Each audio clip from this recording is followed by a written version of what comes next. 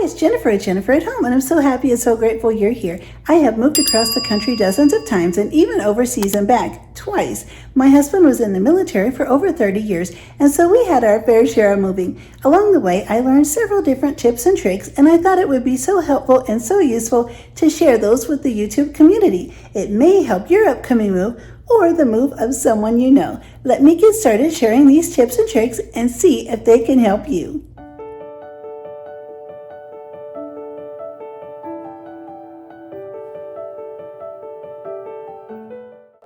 When planning a move, the very first thing to get together is a folder and a notebook. This way you can keep all of your receipts and your documents in the folder pertaining to the move. Rental contracts, moving contracts, anything you need to keep in the folder and keep it handy. And of course a notebook. You can keep all of your information in here, addresses, timeline, moving information, phone numbers, all of the things you will need for your move.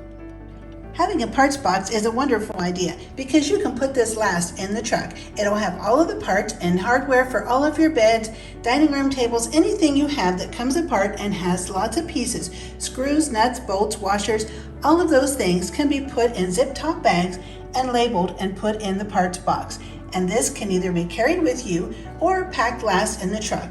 If it's packed last in the truck, what does that mean? It comes out first. You take it out of the truck and set it aside, and then you know exactly where it is when you're putting all of these things together. You could even put a cordless screwdriver or regular screwdrivers, a socket wrench, anything that you use to take your items apart, you can put in the parts box, and then you'll have everything you need conveniently located and easy to find when it's time to put all of those things back together. There's nothing worse than having loose hardware that's lost and you can't find it when you're ready to put your things together. Be sure to have a suitable doorstop on hand so that way you can block the door open and make sure your door doesn't get scratched and it stays out of your way when you're trying to carry out boxes or movers are trying to haul out furniture. When labeling your boxes, make sure you always label the box on the side. If you label the box on the top and stack the boxes, you'll never be able to read what's inside. And there's no need to write kitchen 100 times on every box. Just use the first initial of each room and you'll know exactly where it goes. For instance, this box goes to the kitchen and it has dishes inside. You can be more specific about what's in there. However, you don't need to spell out kitchen every single time. A simple K will do.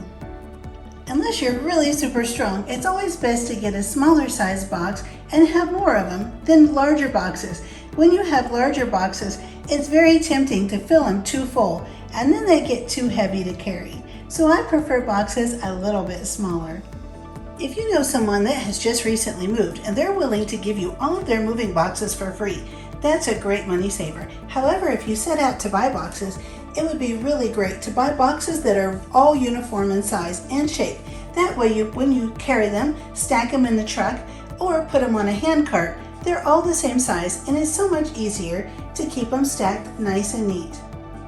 Using large, clear, scent-free recycling bags is another way you can pack all of your bedding and blankets, pillows, clothing, sweaters. You can put shoes in these bags and just tie them up, and you can put them in the moving truck on top of all of the boxes. You can toss them up there and they're easy to find when you get to where you're going and you can see exactly what's in them.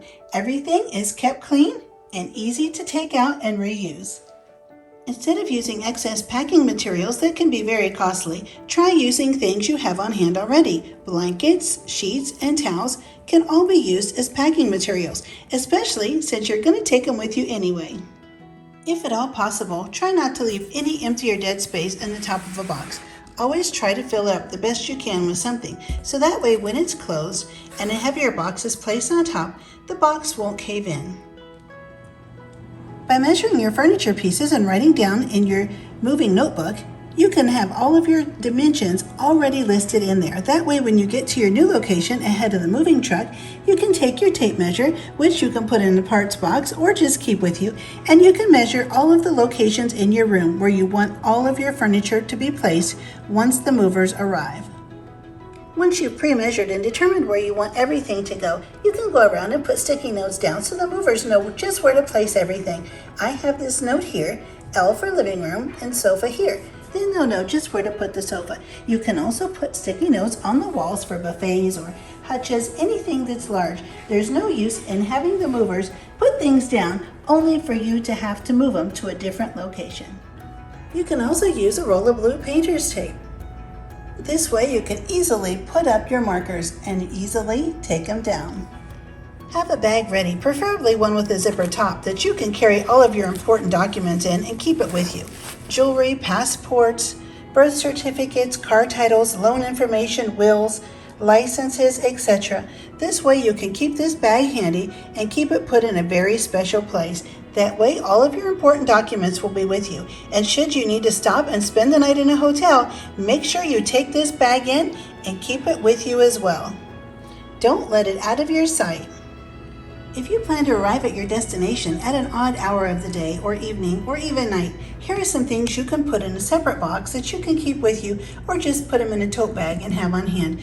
Toilet tissue, some forks, spoons, tissues, disinfectant wipes, some plates, shower curtain liner, and some shower curtain hooks.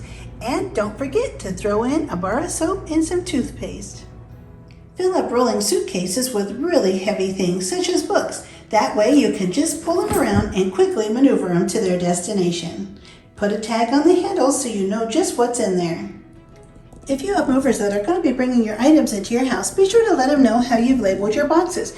If you use an S to describe one of your children's names, just go ahead and put that on the door or the door frame and show them so that they'll know to take all the boxes with an S into that room.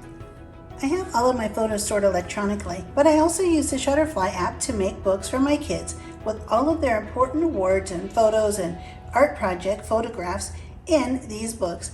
These books can easily be reordered if anything should happen to these during the move. All I have to do is get on the Shutterfly app and click the button beside each book and I can reorder them in just a minute. Rolling necklaces and watches and tissue paper is a great way to transport them without getting them tangled. When you get to the end, just add a piece of clear tape to the tissue paper. When moving, never pack an empty vessel in a box without filling it first. That makes a lot of wasted space. For instance, this pan. I'm going to line this pan with newspaper and then I'll use it to pack breakable things inside that have already been pre-wrapped. Don't forget to fill your coolers. Coolers make really great vessels for transporting things when you're moving because they're sturdy and strong and they always have really great handles to carry things. Don't forget about your laundry bin or clothing hamper. You can put a clear plastic bag in this and it's a great way to transport all of your shoes. Just fill it up, tie the bag at the top, and you're ready to go. When it comes time to pack your hanging clothing, just gather up the hangers and put a rubber band around the hangers to secure them nice and tight together. Then just take a clear plastic trash bag, fold it in half so you know where the center is, take a pair of scissors, and just cut a little circle in the bottom. We'll slip this over the clothing, and there we have it, an instant garment bag. All of the clothes are safely secured inside. It was really great having you here today. It would be wonderful if you could put any of your comments or tips and suggestions in the comments below, and that way it could really help someone else with their upcoming move. I would love for you to subscribe if you haven't already, and don't forget to hit the notification bell, and be sure to hit the thumbs up button, and I'll see you next time.